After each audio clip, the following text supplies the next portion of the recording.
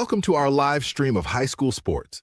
Please note that this broadcast is produced by an independent team of sports enthusiasts, and the views, opinions, and commentary expressed are solely those of the commentators and not representative of the schools, teams, or athletes featured.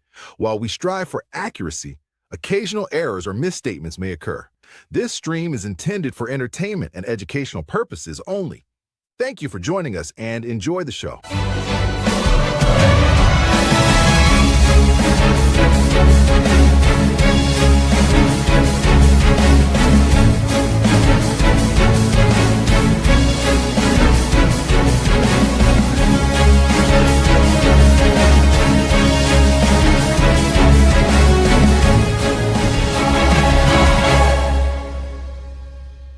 Yeah, come on, let's go. Hey, you ain't never seen nothing like this. Ain't no telling how it might get. It's the hypest right here. High school sports at its finest. So many highlights, you have to rewind it. Hey, Stream City, let me just remind you.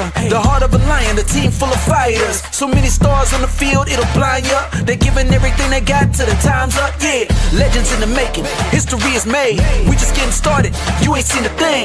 YSN, gotta know the name. They gon' bring the flames. They gon' do their thing. Take it to another level, don't hold back. High school, got a passion and we show that. Got the drive and you know they got the heart. Number one spot for your high school sports. Let's go for the win. Hey. And welcome everybody to a Wednesday episode of YSN Live. Today is February 25th, 2026. It is the only one you're going to get, so why not make it great? And we're happy that you're spending it with us on a Wednesday afternoon. It is Wrestling Wednesday, like always on Wednesdays here on YSN Live. And Gary Altizer, our wrestling guru, will be joining us very soon to not just talk about the week that was, but also preview the sectional tournament that is going to start this weekend. So don't miss that. We also have a special guest for Wrestling Wednesday today, someone that reached out to us and wanted to make sure that she was a part of the show. And when Superstar reaches out, you say yes. When Paige Cowan says she wants to be a part of the show, you don't say no. So Paige Cowan from East Liverpool coming on with us at 12:20 to talk about her season and what she hopes for in the state tournament this year as well. High hopes for the Potter. We'll talk about that and all the things that she has going special a little bit later on the show. But before we get to that, we're going to have our basketball recap from last night. We had 24 district semifinals going on involving YSN teams. 12 of them were in YSN home gyms and on the network. 12 of them were outside of YSN home gyms and off the network, but we had them all nonetheless. We'll start with the boys' regular season games, though, as Niles and Orange squared off the Lions. This is actually a sectional semifinal. Orange gets the win 59-43 over Niles to move on in the tournament. On the regular season side, Maplewood is able to clinch a share of the NAC with Bristol. They beat St. John on the road 58-55. The Heralds really made it tough. Maplewood had to earn it. They absolutely did. They get the 3-point win. They share the NAC with Bristol. Congratulations to the Rockets, who are now NAC champions on the boys and girls side. And then in regular season action as well, Lisbon picked up a game on the road in Weir, West Virginia, as they won 67-52. The final score there. That was a pickup game because Lisbon lost a game against, I forget who they were originally scheduled, but they wanted to make sure they got that 22nd game. Lisbon will open tournament time on Thursday against Springfield. So it's nice for the Blue Devils to go into the tournament with some momentum with a nice road win in West Virginia. All right, girls tournament games. Here we go. We start with Louisville on the road to Avon Lake, and Avon Lake takes care of the Leopards, knocks them out of the tournament 51-22, the final score there. Perry had a very tough game for a little bit against Trinity, but eventually the Pirates too much. They're moving on to another district championship game, 47-32. They will play Gilmore Academy in the district championship coming up on Saturday.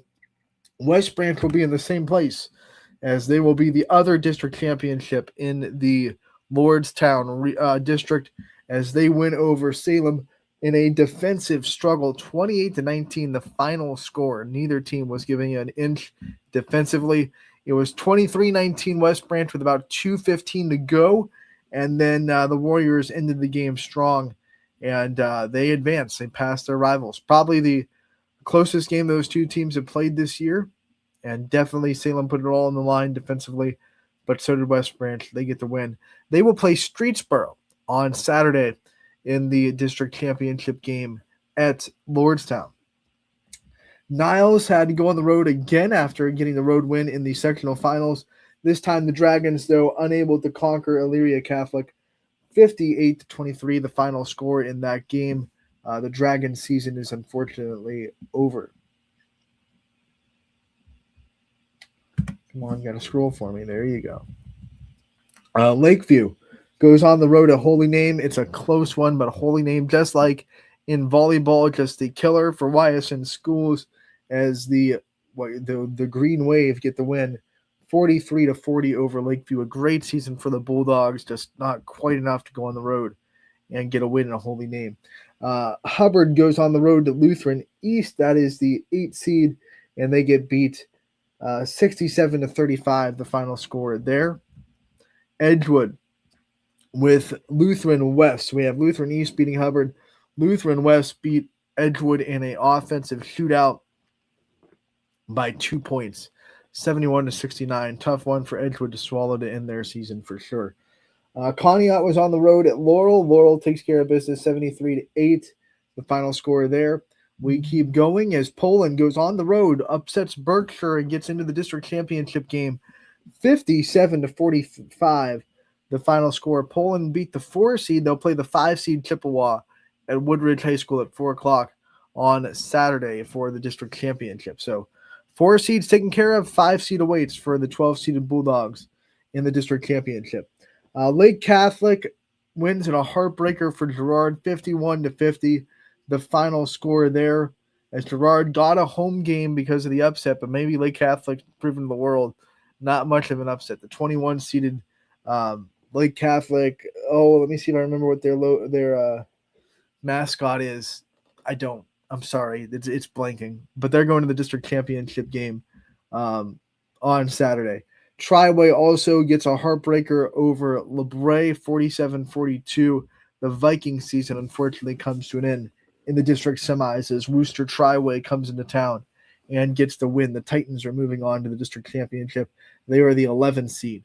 Crestview, they are at home and they take care of business over Cleveland Collinwood, 83-9, the final score there. And from what we hear from Tony Perazio, that was with Crestview taking the starters out, and they did everything the right way. It was just one of those total mismatches on the floor. So I know a lot of people see that score and then want to point their finger at Crestview and wag it and say, how dare you do that? But let's be real. That was one of the, Coach Blatch did everything he could to make sure he played the game the right way. It was a mismatch, and which is happening when you're the 1 seed. Everyone tries to avoid you, which means all the lower seeds have to kind of take your bracket. You get kind of games like that. Crestview go into the district championship game. They'll play in the same place as Poland. They will play after Poland at 7 o'clock, and they have Chagrin Falls in the district championship game, who is the next final. They beat Southeast 53-42 at home. So 2 burgundy and gold YSN teams that Chagrin Falls has taken down as they take down South Range in the sectional finals and Southeast in the district semifinals there. The Tigers are moving on to play Crestview. The Tigers are the 7 seed. Crestview, obviously, the 1 seed. Southern Local is going to the district championship for the first time in over 20 years as they beat Columbia 66-30. Who will they get? Well, they got the winner of Mineral Ridge and Waynedale, and the Golden Bears come on the road and assert their dominance 57-40. They hit 12 threes as a team against Mineral Ridge, and that's not to be a surprise because Waynedale came into the night with 149 threes on the season. They have everyone that's played in the varsity roster this year has hit at least 1 3. So they are a shooting team from the perimeter, but they're also a big team that rebounds well. So it'll be a tough go for Southern, but they're going to give it their absolute all, and they'll actually be the higher seed. Wayndale the 7, Southern the 5 in the district championship game at Girard on Saturday. Brookfield was on the road. They went to Ritztown. Ritztown, the 1 seed in the district, gets the win, 68-26, the final score there. We keep moving on. Stop scrolling. Hold on. Now we'll scroll back over. Grand Valley falls to Mapleton, the 11 seed with the upset of the 6 seed. 67-48, the final score there. Mapleton with the win to knock out Grand Valley. Richmond Heights beats United 63-25. Final score there. Richmond Heights, the 3 seed, going on to the district championship game. Western Reserve gets the win. They're on to the championship like they almost always are, seemingly, as Bristol comes to town and can't handle the Western Reserve offense. Quincy Miller gets her 1,000th career point in the first quarter. She did not take long to get it. 78-39, the final score there for Western Reserve over Bristol. We go to Cornerstone Christian. They beat Sebring 49-19, the final score in that one. Maplewood gets the win to advance to the district championship as they beat Open Door Christian 53-13. Jackson Milton gets the win. Gets the loss in overtime to Cuyahoga Heights, who Maplewood will play in the district championship. 36-32, the final score in OT. Heartbreaker for Jackson Milton. JFK, all systems go for a district championship matchup as they win 76-27 over Kidron Central Christian. They will play Chalker, who got the win over Badger 61-38 in the district semifinals. So the district championship games in those divisions, at least, we have a couple of more divisions being played tonight, but the district championship games for, I think, everyone except D3, because Canfield's in D3 and then Fitch is D2, which is starting late because their draw was a week after D3 through D7. So D4 through 7, the district championships are set. We're going to go through them right now. Hang tight as I bring up the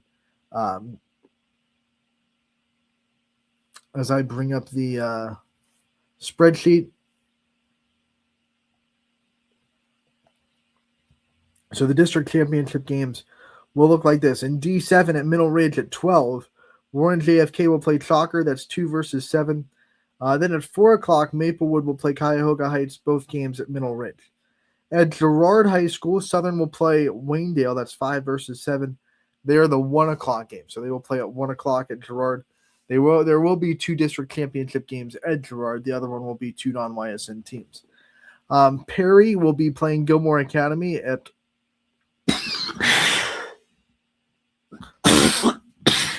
excuse me.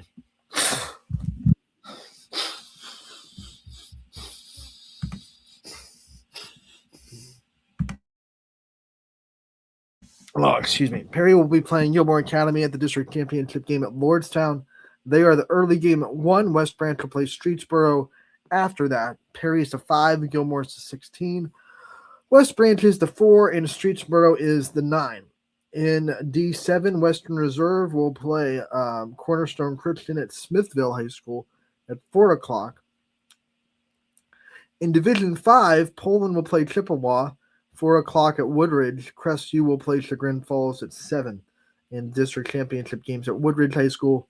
And then we have some other ones that will still be determined. Of course, Canfield, Ursuline, East Liverpool, and Fitch and Hoban are all playing in district semifinals tonight. So those ones are to be determined, but the ones I said have been set.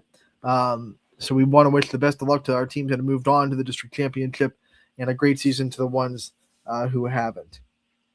Now we welcome in our good friend and our wrestling guru as we transition into Wrestling Wednesdays, Gary Altizer. The only man that is fit for the job for Wrestling Wednesday. Gary, thanks for coming on talking to us. You're muted. We can't hear you. Sorry. I was deep in research for today, so I'm ready to go, Anthony. And we're here with you, and we have a lot to talk about today because sectionals are right around the corner. But before we get to all that, we have our special guest in the back room. I think we wasted no time. We make sure we're a steward of the timing of our superstar that we're having on today, someone that we're huge fans of. We roll out the blue carpet for the East Liverpool Potters and their wrestling program. It's Paige Cowan from East Liverpool coming on talking to us. Paige. Hi. Thank you. We appreciate the time. Man, we've been wanting to have you on all year. We're happy that we're able to get you on here this week. What's been going on with you, man? How are we doing? Honestly, it's just been like I've just been wrestling a bunch. I'm getting ready for postseason, and yeah, basically just grinding, school and wrestling all the time. Hey, Paige. So I was looking at your results, and I think for your all of your wins, I think except for 2 were by tech or by fall, and those 2 were by major decision. So you don't do that unless you're just attacking the whole time. You're aggressive on the mat. Would you say that's your style? I was always taught to score the most points I can, and if you're not trying to score as many points as you can, then what are you doing? So. Yeah, I mean that's the truth, and it's worked out in your favor more times than not. Talk about kind of what this year has been like, what the mindset for this year has been. You've already had a lot of success in your high school career, so what has it been like tackling this year? What are some things that you've been focused on and things that you've been determined to get done in this season?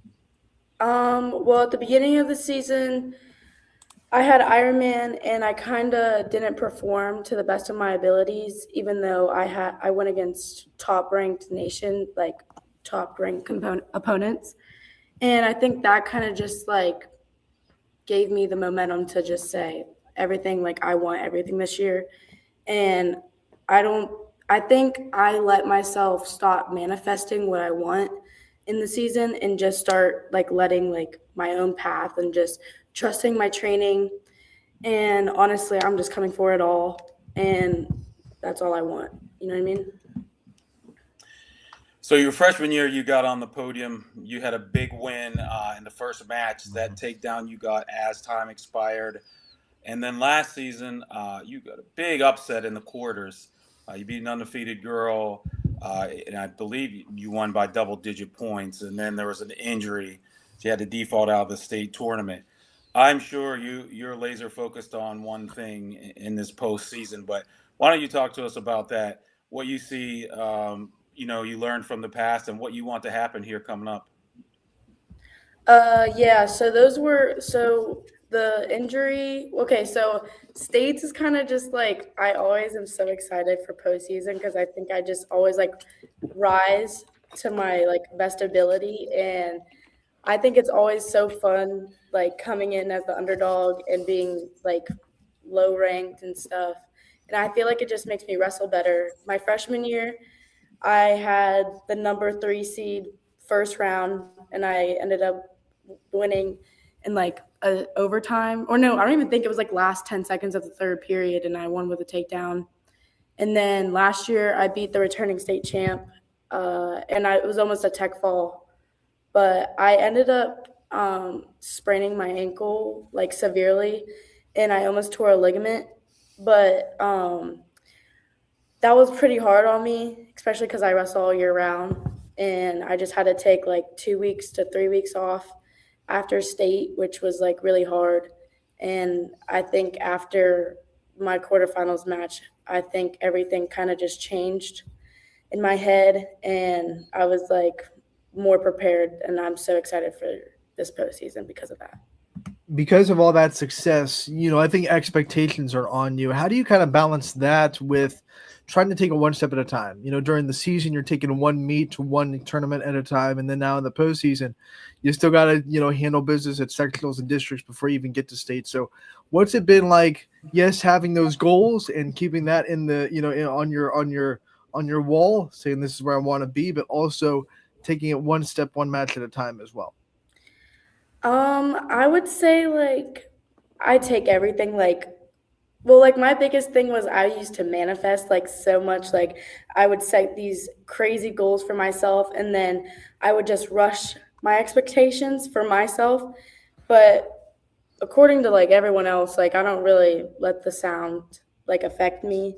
But when it comes to like postseason, I just try to soak it up and I don't really think about like, oh, this is how I did there. This is how I just try to score as many points as I can every match and try to enjoy it.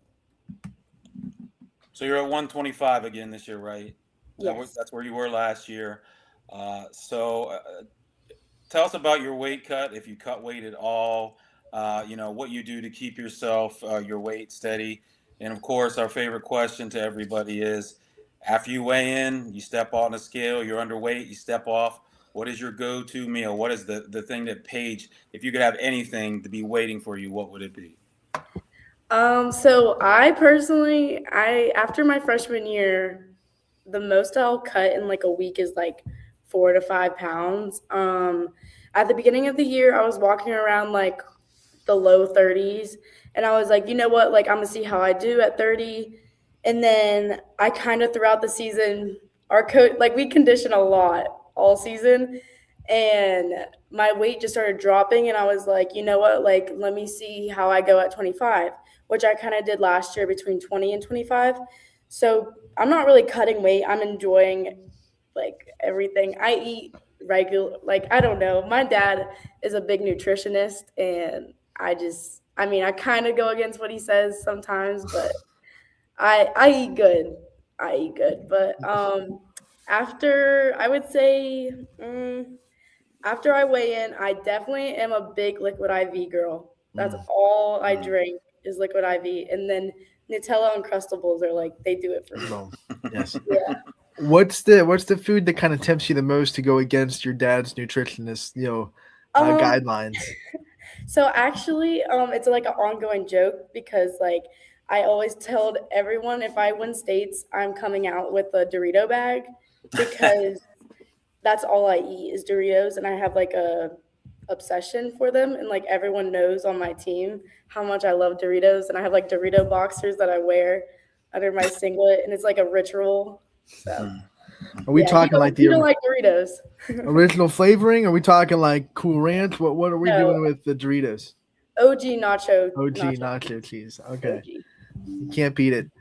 Paige, one of the things that I like asking wrestlers is about the mental aspect of the game. Everyone knows how physical this sport is and what you have to do physically, technique wise to get success. But it's such a mental sport as well, and I don't think that's talked about enough. So, talk about kind of your mental approach every match and some of the things that you do to stay locked in, not just physically but also mentally. So like basically how I would lock in is sometimes like I don't like I can't listen to music. I think it like makes me like not really like think about the match so much, but I kind of like visualize everything I'm going to hit before the match. And I just tell myself to not change my style because I think that's the biggest thing that gets me is no matter who I'm wrestling, I just can't change how I wrestle. And that's why I wrestle. That's why I succeed is the way I wrestle.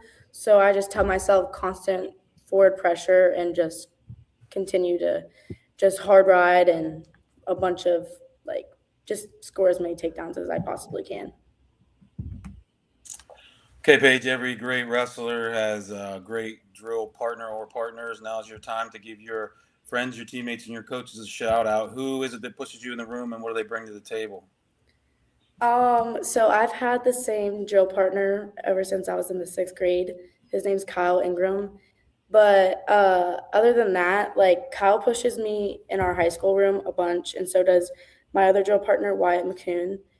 But I go to Gladiators, which is like my club, and a bunch of local drill partners that I have. But I was really blessed over the years to like grow up and wrestle with like Val Solario, who's a national, who's starting 103 at Iowa. And then my other drill partner is Anna Malvich. She goes to GVSU, and she was also like nationally ranked number 10 in college. But I was just really grateful to be able to wrestle with them for the past couple of years, and they still come in the room, and I just get amazing partners all the time. I see it as subtly name dropping some big names there because, Paige knows some superstars. She's a superstar herself. She might be the first guest to beat me in bluest background. Yeah.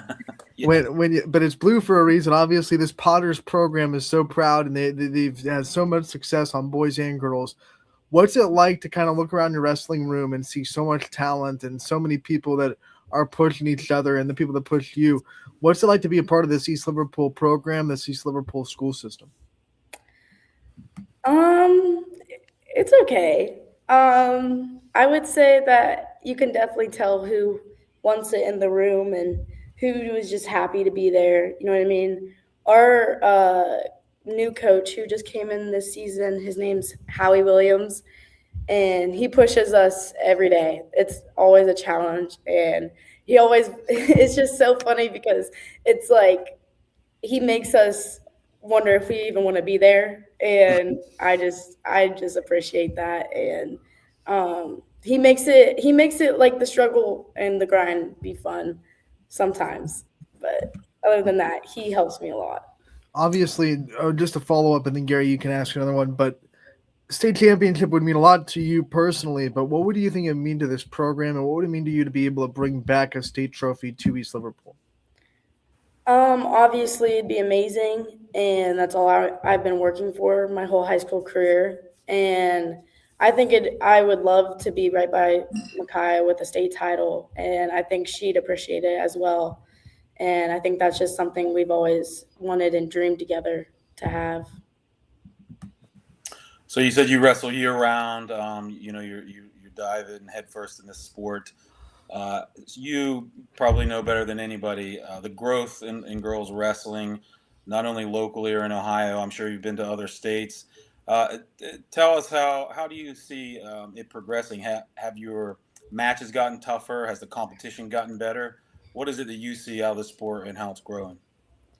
Women's wrestling is the most growing sport in the country right now. So like being on the national level and like going to Fargo last year and like from my first year, it's just insane how much in the numbers have grown. I mean, obviously the competition is just increasing like every year. I mean, everyone's getting better and there's more people joining, you know what I mean? But on the national level, I mean, you can tell in Ohio too how much it has grown, and I'm sure it's grown on the boys' side too because of the girls, and I think that it's going to continue to grow, and I'm just happy to be a part of it.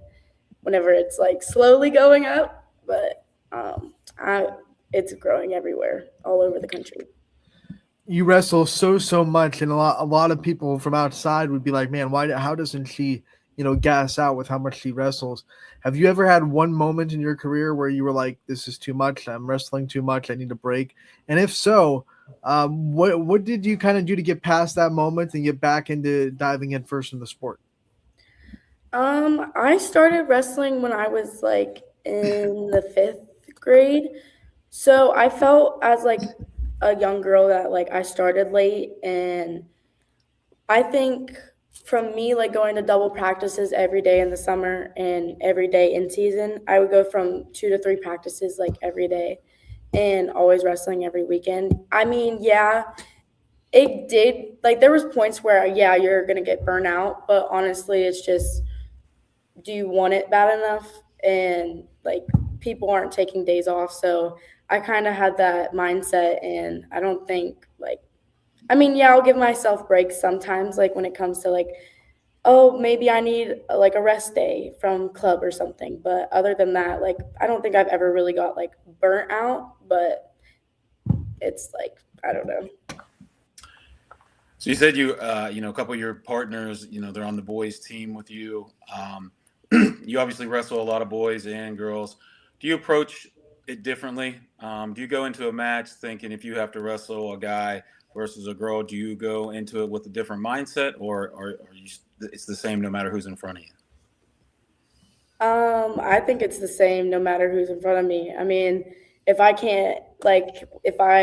can shoot a single on my drill partner Kyle, I can shoot a single on a girl I'm wrestling.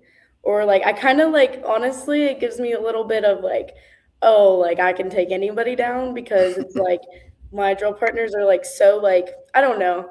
I just think when it comes to girls, it's like their strength isn't the same as the boys. So I kind of get a little cocky when it comes to that, especially with my upper body. But other than that, like if I'm wrestling a boy, I don't think I'm as like it's just whoever's in front of me. So you don't get nervous wrestling a boy. In other words, you don't care. No.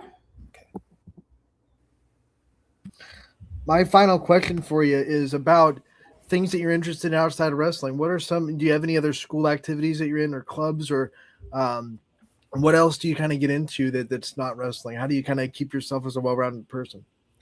I would say like my personality and like outside of wrestling, like I'm the complete opposite. I always want to go out to eat. I always want to do my nails. I always want to do my skincare. Like I don't really do anything outside of wrestling except for like lift and like hang out with my friends. But like my best friend lives like 2 hours away, so it's like hard to see her. But honestly, we travel like every weekend off season together. So I think I don't really have a life other than wrestling. But when I do, it's just like, you know, hanging out with friends, just doing normal teen stuff.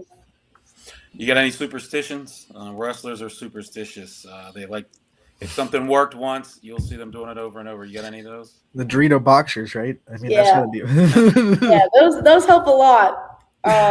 But I don't think I do. Like I try not to get into that, so I don't like psych myself out. Right. Because like I could like not have my Dorito boxers one Right. day.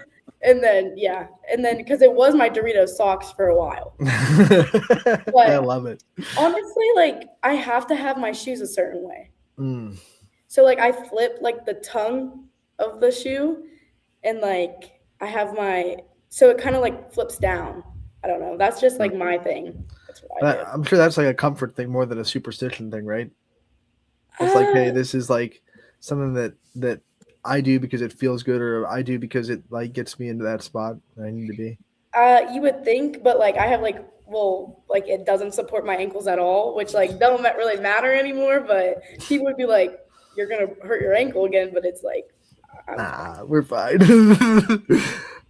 Paige, the way we end these player profiles, no matter who we're talking to, we want to take the time to let you take the limelight off yourself and shine on the people in your life that mean the most to you. So I want to give you as much time as you want to kind of give out thank yous and shout outs to the people that you know really deserve it. I would just say that I wouldn't be where I am today without my dad. He helps me so much in where I need to be in life, and he just keeps me going. And honestly, with all the adversity and everything I went through this season, I don't think I could have done it without him. I would also like to thank my club coach, Coach Justin.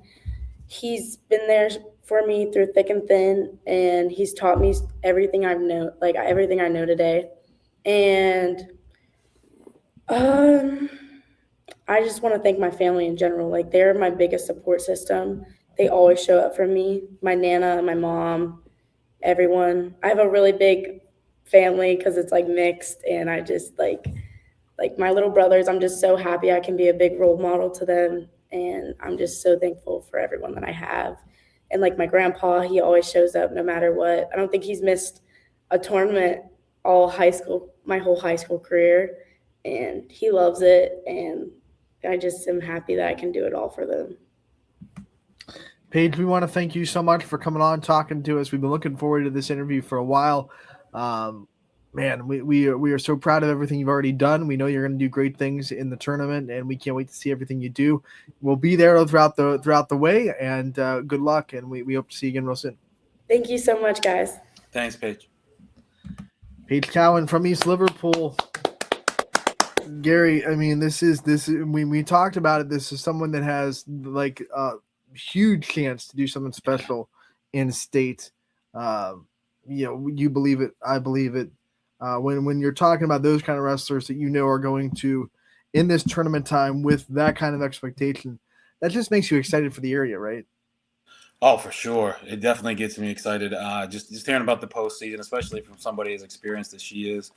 You know, she's a junior. She's been there twice. She's been on the podium twice. She knows what she wants.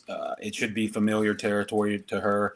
And like she said, she gets super excited about it, just thinking about it. And she thrives on being the underdog. And I saw it firsthand her freshman year. I was sitting right in front of her in the press row, and she got that takedown as time expired in that first match. And she beat a kid that I don't think anyone probably gave her a chance to do. And from there, she went on to place. And then last year, wrestling a returning state champion, she almost techs the girl. She almost wins by a technical fall. She obviously gets up for these big moments. And, you know, those are the kids that stand at the top of the podium. So it's going to be a lot of fun watching her. All right, we'll go from that to talking about other kids and other people that are going to have big aspirations for tournament runs as sectionals start this weekend. Gary, it's time to preview the tournament. What are some of your big storylines to look out for as tournament time begins this weekend? I mean, it's sectional, so you're going to see that, you know, the top kids are probably going to bring home sectional championships. You're going to see the best teams probably bring home sectional championships. But there are, in some of these districts, there are a couple of them where some of the best kids in the state are going to be in the same section. And I believe in Division II, where Beaver Local is, the Jake Hughes, 157-pounder from Beaver Local, I believe he is ranked second or third, and whoever is ranked the opposite of that is also in the sectional. You're going to see some big matches there. That could be a finals preview coming up. And, you know, we talk about this every year. You'll see kids who maybe have kind of been cruising all year. Something changes in their mind when they get to the postseason, and now they're going out there and they turned into a different wrestler, different mindset. You're going to see them coming through, winning matches, upsetting kids that are ranked higher, maybe kids that they've lost to. And then, you know, the opposite in this sport can happen, just like you asked Paige, you know, do you ever get burnt out? At the end of the season, that does happen too, and you'll see kids who you would expect to get to Columbus or even get on the podium in Columbus. They'll fall short. And sometimes it's just mental burnout or, you know, they're dealing with nagging injuries. That happens a lot. You get to this point in the season, it's a 4-month-long grind of, you know, it's 100% contact sport. So those are the things that you're going to see, but that's just part of a normal average wrestling season. And the postseason is the most fun because the kids who rise to the top are the ones who've grinded all year and the ones whose mindsets are the best. We have to do this every year for people that are like new to the sport that are kind of watching Wrestling Wednesday for the first time. Let's talk about the path to state. So sectionals first, districts, and state. What do you have to do to get past sectionals? What do you have to do to get through districts and then get into state and try to get on the podium in Columbus? So what's the pathway for our wrestlers to get to Columbus? So I'll just use, you know, we're Division III. We're in the Northeast District. Our district consists of 59 teams. Those 59 teams are split up into 4 different sectionals. So each team is assigned a sectional, and to get from that sectional to the district tournament, which is the next step, you have to place in the top 4 or the top 5 if somebody doesn't make weight, doesn't pass skin check, or gets injured in the week leading up. Somebody that was in the top 4 in another sectional, you could get bumped into that spot. Or even from your sectional, you get bumped into that spot. And then the same thing goes for the district. All of those, the top 4 from each sectional go to the district. The top 4 from each district will go to the state tournament. So you're left with, at the end of the season, at the state tournament in the bracket, in theory, the 16 best kids at that weight class vying for a state title. So you have to get through sectionals, you have to get through districts, and then to get on the podium, you have to be in the top 8. So 8 of the 16 that make it will place in the tournament. You basically have to win 2 matches at the state tournament to be on the podium. So if you're doing the math, 16 per weight class, 14 weight classes, 16 times 14. Yes, I have to use a calculator. Don't judge me. It's too much mental math. 224 wrestlers will make it to state. So when that sounds like a big number, Gary, but when you talk about the amount of wrestlers that are in the state of Ohio completely, you just said like 59 teams in a district. 224 is still a small percentage of kids when in the grand scope of things. Absolutely, it is. There are 11 or 12,000 boys that wrestle in the state. Mhm. And there are three different divisions in the state, so you have to be in the top 16 in your division. The Oh, top yeah, I forgot. 48. That's 224 per division. So, Yeah, yes, what, exactly. three Three divisions? divisions, So, four counting the girls, three boys yeah, and yeah. one girls. Yeah, So but let's. that 11 or 12,000 does not count the girls, so we have to add them in as well. I don't know how many exactly there are with girls. There are several thousand for sure, probably 5 or 6 thousand added on to that with the girls as well. So there are a lot, and to do that, you've not only got to win your matches, you got to stay healthy. You've got to make weight. You got to keep your grades up. We've talked about this a lot in the past. All the things you got to do to be able to get there. It really, truly is an honor just to be a state qualifier. To be on the podium is a great honor, and to be a state champ, you're leaving a legacy if you do that. So the total, I just once again calculated on the total amount of wrestlers that will make it to state, all divisions, boys and girls, 898 wrestlers Well, will there's only one will girls make it to division, state. so I hope Yeah, you. yeah. So I did say I did Okay. I put one more 224. So one more division worth of wrestlers. So 898 kids are going to make it to state, but a lot more than that start their journey in sectionals. Gary, what are the where are the sectional hosts for the YSN teams this year? Division 3, we got Beechwood, Rootstown, Berkshire. Those are the ones in our district. In the Division 2, so these change all the time. It just depends year to year. You mean there are some places that are set. Hey, we know that this is going to be the spot in this district or that district, but they change too. So like in Division 2 in the Northeast, there's West Branch hosts one, Northwest hosts one, Kinston hosts one, and St. Vincent St. Mary's hosts one. So at least in our district, it goes by what I explained last week, the week before, about how you pick. You get assigned points for each weight class that you fill, and then what that kid's accomplishments are. The better their accomplishments, the more points they get. You add that all up, and then based on that, you get to pick where you want to go. That's how it works with us. I don't know how the other districts do it. Sometimes it's wherever you're closest, wherever you live closest to, is where they will send you. So it just depends where they. And if you're higher on the list, you can bump somebody out. But in the Division 2, I know Canfield is in the Northwest sectional. We've got Cheney and Salem and Hubbard and Howland all in the West Branch sectional.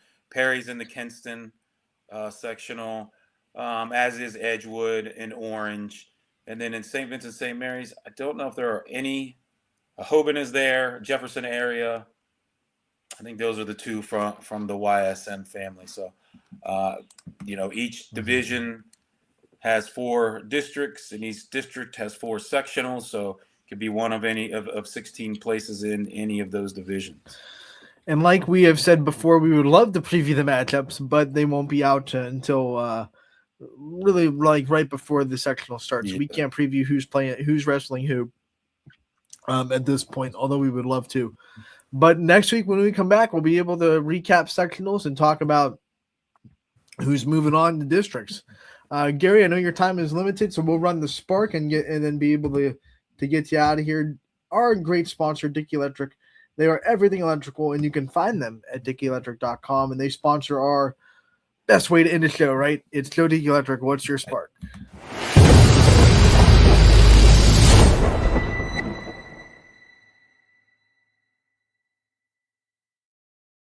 All right, Gary, time to spark it up. What's your spark today? So I can't believe I forgot to talk about this last week when I talked about the Buck Bailey, our home Wellsville tournament. But we had 6 wrestlers who went over the 100-win mark during that tournament. I've never seen that happen before anywhere ever, that many kids. In fact, we might invest in some kind of a platform or podium for them to stand on, because it is the last regular season tournament for most of the schools that come to us to wrestle. But to do that, to get 100 wins, you have to not only be eligible, You not only have to come out for the team, you not only have to stay healthy, you not only have to make weight, but you have to average 25 wins a year to get to that point. So my spark is for the kids who stick it out, come out for the sport. They're there for all 4 years, and they're grinding every year, working towards that goal. 100 career wins is something that you can carry with you the rest of your life, and it's proof that you were in the sport, you were successful, and more than that, that you persevered, because you can't get to 100 wins in this sport unless you do all those things. Yeah, I mean, we talk about, obviously basketball, 1,000-point scorers a ton, and how I've mentioned before that even though it kind of feels like it's becoming more of a common thing because it's happening, it kind of happens in clusters a little bit, and I'm sure it's same with 100 wins. It happens more towards the end of the season when kids are racking up wins at the end of the year. When you really look at the broad picture and the number of kids versus, number of kids has 1,000 career points and 100 wins, it's really still special. It's so special the way we're able to do it. And it's still a small percentage of athletes that are able to have those milestones. I know there are people, and I've heard it, there are parents, there are people that are like, oh, 1,000-point scorer, that's become watered down. And I hate it when I hear it, because even if I think this year maybe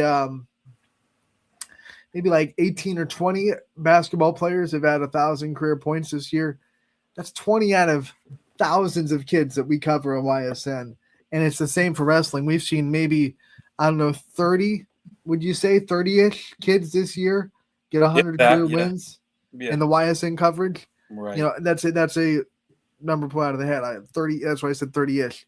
But in the grand scheme of things, with the amount of wrestlers that we have on the YSN family, like it might feel like it's watered down. Maybe there's more than there have been, but it's still a very low percentage of the actual number of wrestlers that go out and compete that are able to get 100 career wins, because it's hard. You have to average 25 per year. Yeah, it's not easy. And, people say it's watered down. Well, maybe it was too difficult before, maybe, you want a goal to be achievable. Of course it's easier. Now there are more basketball games. Of course it's easier now than it was, 30 years ago, 40 years ago, because you wrestle more matches, but you still got to do all those things that I mentioned. You got to stay healthy. You got to keep your grades up. You got to stay in the lineup, and that's not easy to do at some schools. To even get there, to have the opportunity to do that, you've got to be the best one at that weight at your school. So, don't take anything away from the kids. They're still kids, and they're out there doing their best, and, their world is small right now, and that's a big part of it. So I would hope no one would say that around a kid who's accomplished that, because it's a big deal. 25 wins. On average, how many matches do you get a season total? Like how many matches do you think you wrestle total? Like if you had to average, I know some kids wrestle more than others, but we're talking you can't lose more than what? Maybe five wrestling matches a year. You could probably 30? You could lose a little more than that. It just depends on where you go. You've got so if you're going to tournaments, you've got to win to keep yourself alive in the tournament. So if it's a double elimination tournament, you've got to stay winning to get the opportunity to wrestle the matches. And we've talked about the point system. Every match that you wrestle is worth a certain amount of points, and each wrestler gets 20 points a year to work with. So if you're wrestling in these tournaments where there are big bracket tournaments, double elimination, you can't go to a bunch of these and keep losing and not get, you're not going to get anywhere close to it. So you've got to grind through that. There are what's called pool tournaments where you're put into a group and you wrestle everyone in that group or in that pool. But those seem to be fading away these days. There's not as many of them as there was probably 10 years ago, where that's what everybody wanted to do. People are going back to the bracket. I think part of it is burnout. If I'm being honest, the kids, that's a lot of matches and a lot of grind. So it is tough. And if you're wrestling a full schedule, let's say if you're wrestling a full 20 points and you're throwing in some duels and you've got some bracket tournaments, some pool tournament before the postseason starts, you've probably got 35 matches in or so. Let's just be conservative and say you've got 35 matches in. You can do a lot more than that. You can milk that schedule to be all 2-day pool tournaments where you're wrestling 10 matches over a weekend, and then you go to the postseason dual, regional dual event where you get extra matches that don't count into your points. Yeah, you can do all that, but if you're just an average kid, 35 by the time you get to sectionals Right. is probably a good number. So you have to be way above 500 every year. Oh, yeah. So I've never. There's nobody that's got a losing record to win 100 matches. In a no, row I've there's ever no heard way. of. No way. Or even like close to it, like even if you're like at a 600 winning percentage, you're probably not getting 100 career wins. Right. If you're going like, you can't go 25-20, right? Like there's no way to get. I mean, that'd be That's tough to do every If you do year. that for Every 4 year, years, that would be really. You've got to probably win 3/4 of your matches. Right. It's special, is what we're trying to get at. It's super special, and I agree. Don't take stuff away from the kids just because you think maybe you have this opinion that it's watered down or it's not as tough as it. Like, still very special, and you got to make sure that those kids are shined the light on, and we try to do that every day here at YSN. My spark today is simply, we've talked a lot about referees. I had a district semifinal last night, and the referees that were there were just so happy to be there because it was sectionals. It was district semifinals. It was tournament game. There was so much on the line. They were smiling before the game. They came up there and said, man, I can't believe I get to go and do these kind of games.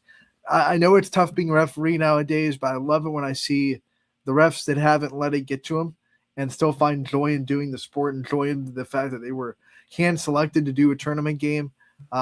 It's just like sometimes you look around and you're like, how can you be a referee in this day and age? But then you look at guys like that, like the crew I had last night, you go, because they just love it, man. And that's what I want more. Hopefully there are more referees out there that just love it and are happy to be the part of these tournament games that they're going to be in. And it was fun to see because it's like, hey, there are still people out there that love refereeing. It's not, and we haven't beat them down to that point yet, thankfully. So glad to see it. Be nice to referees. They're doing everything they can, and we can't play without them. Gary, thank you so much for coming on. We can't do this show without you. Just like we can't play without referees. We can't do Wrestling Wednesdays without Gary. So thank you for coming on for another week. And man, can't wait. Next week we're gonna be recapping sectionals and previewing districts. Yeah, it's gonna be a lot of fun, man. I'm here for it. All right, for Anthony Hartwig, Gary Altizer, and everybody at YSN, we thank you so much for tuning in today. We will always be better tomorrow. We have DJ Oakley coming back. I believe we have Braden Songer, the NE8 Player of the Year in basketball, and also 1,000-point scorer, and also record holder for threes in a career. All that jazz. We'll be having to talk with him tomorrow from Hubbard, and we'll be better. May the sports be with you, everybody. Thanks for tuning in, and we'll see you tomorrow at noon. YSN thanks you for watching this presentation of Your Sports Network. For stories, stats, and more, go to ysnlive.com.